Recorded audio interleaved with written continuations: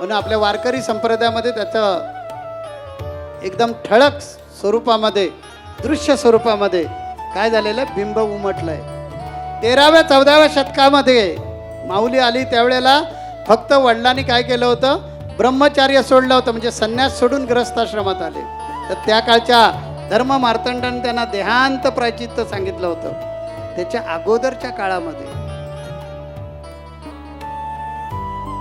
अगोदरच्या काळामध्ये क्रांती करायचे, जात पात पूछे न कोई, जो हरि को भजे वो हरि का होय. म्हणजे आम्ही जाती वर्ण मानणार नाही, शूद्र क्षत्रिय वैश्य ब्राह्मण यामध्ये अडकलेला जो समाज होता त्या समाजाला रामानंदाचार्याने बाहेर काढलं आणि सांगितलं की भक्तीवर सर्वांचा अधिकार आहे, देवावर सर्वांचा अधिकार आहे, कारण देवच सर्वांमध्ये आहे.